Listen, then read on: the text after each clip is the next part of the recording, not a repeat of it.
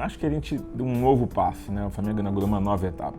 A gente, no começo, desde 2013, vem trabalhando na reestruturação do Flamengo, né? O Flamengo tinha uma dívida muito grande, uma ausência de infraestrutura, uma ausência de investimentos. Quando você assume, no caso, né, no mundo corporativo, uma empresa, no nosso caso, nosso clube de coração, uma situação econômica tão frágil, você trabalha pela sobrevivência. Você alonga o perfil da dívida, você prioriza o que você pode gastar, você se reorganiza, você cria uma nova maneira de trabalhar. Você principalmente busca o mais importante para a empresa se recuperar, que é a credibilidade. Isso passou, a gente já conquistou essa credibilidade. Então acho que em 2016 a gente inaugurou uma nova etapa, que é uma etapa que as empresas, que quando estão buscando essa recuperação fazem, que é investir em produção. Não adianta você só organizar, estruturar a dívida da empresa se você não começar a produzir, Tem que ter novos produtos, novas linhas, organizar de outra forma essa empresa para que ela passe a ser realmente superavitária, lucrativa, Passe de uma situação de dificuldade para uma situação de produção. E a gente começou a fazer isso em 2016. Os investimentos foram muito maiores no futebol, nos esportes olímpicos, na sede social.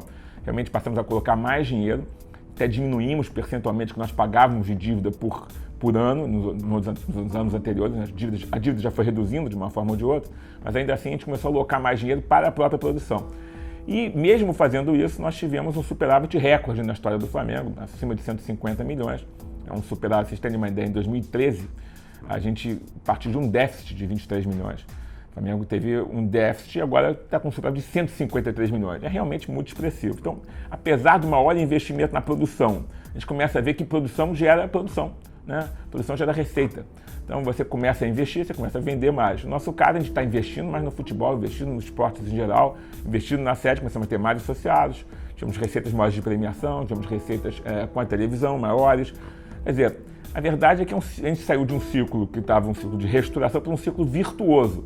A tendência é que o Flamengo cada vez mais aumente a sua produção, e efetivamente trazendo mais resultado, mais títulos, mais sócios torcedores, mais associados para o clube, esse ciclo passe realmente ser virtuoso, passe a ser uma constante na história do clube. Então, acho que estamos todos de parabéns, é o resultado de um grupo, é o resultado da torcida que compreendeu, se tornou sócio torcedor, dos associados, dos conselheiros, é o resultado dos associados, é o resultado do conselho diretor, do conselho fiscal, deliberativo, administração, nada é feito sozinho. Acho que todo mundo compreendeu a mensagem, a necessidade, todos estão unidos para esse propósito. E o resultado está aí, um balanço histórico, recorde, publicado nos principais jornais do país, que dá muito orgulho para toda a nação e, pessoalmente, para mim, eu fico muito orgulhoso de estar podendo assinar esse balanço também.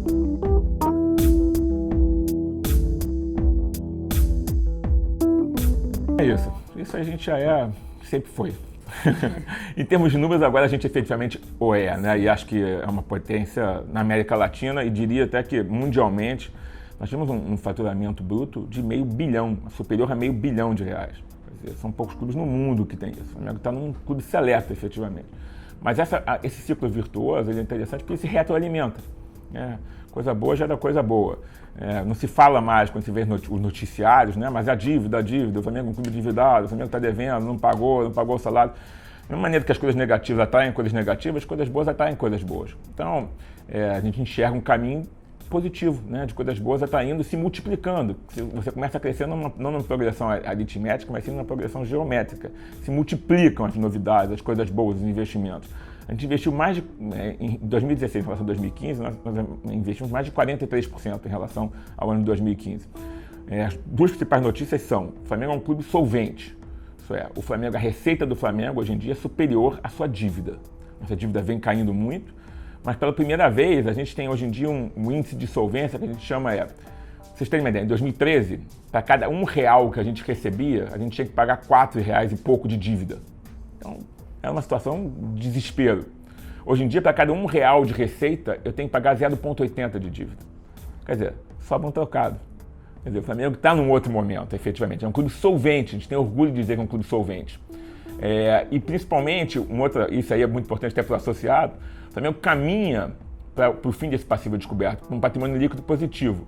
Isso em 2013, a gente tinha um patrimônio líquido negativo, acho que em 430 milhões, 435 milhões. O título do sócio proprietário, por exemplo, era um título que, se você fosse pegar o ativo do Flamengo, dividir e entregar para os associados, eles teriam que botar dinheiro no clube. E nós estamos agora com menos 95 milhões. É um avanço incrível. Eu tenho uma expectativa muito clara e muito concreta de que a gente termine o mandato com um patrimônio líquido positivo.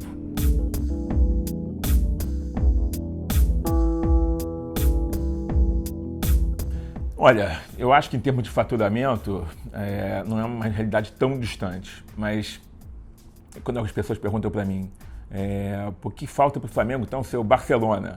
Digo, falta, por exemplo, os nossos principais rivais serem o Atlético de Madrid, o Real Madrid, o Chelsea, o Bayern de Munique. O Flamengo faz parte de um sistema, né? O futebol brasileiro. Nós não queremos ser o menos pior de todos os piores, nós queremos ser o melhor dos melhores. É preciso que o futebol brasileiro cresça para que o Flamengo seja uma potência realmente mundial. Se é uma potência na América Latina, nós já somos. E eu acho que a hegemonia na América Latina está a um passo.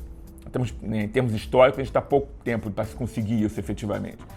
Mas para ser uma potência mundial, é preciso que o mercado brasileiro cresça, que os clubes, demais clubes co-irmãos, cresçam, que exista uma união dos clubes brasileiros, que exista uma reforma no sistema confederativo, federativo de futebol e também dos esportes olímpicos. É preciso que o todo cresça, que o todo se profissionalize.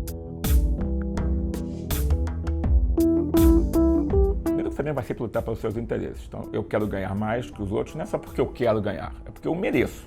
Porque eu tenho mais torcida, porque eu tenho um nome maior, efetivamente, porque eu atraio patrocinadores, eu atraio mais receitas para os demais clubes também. Quer dizer, na medida que o Flamengo é a potência que é, e o Flamengo joga com os outros times, eles também lucram a partir do Flamengo. Né? O Flamengo pode estar recebendo mais de televisionamento, mas a gente recebe numa partida que eles são mandantes pelo fato de a gente já estar em torcida para eles. Nossa torcida é maior que todos os demais clubes do Brasil e do mundo. Então, evidentemente que quando os outros clubes olham para um lado, eles estão olhando para o nosso lado de receita, não estão olhando para a receita que eu trago para eles. O Flamengo é um trem pagador do futebol brasileiro. O Flamengo paga todo mundo no futebol brasileiro, não só os times, como as federações e as confederações. O Flamengo traz dinheiro para o todo, porque é grande. Então, nosso lugar é um lugar de merecimento.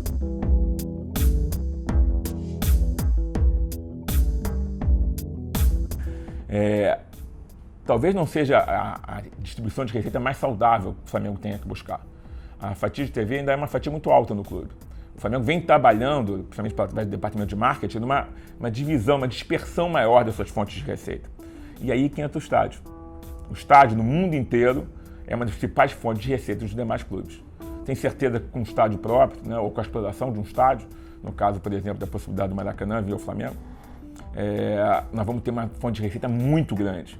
E essa, sim, pode ser uma medida muito importante para o equilíbrio econômico e financeiro do Flamengo no longo prazo.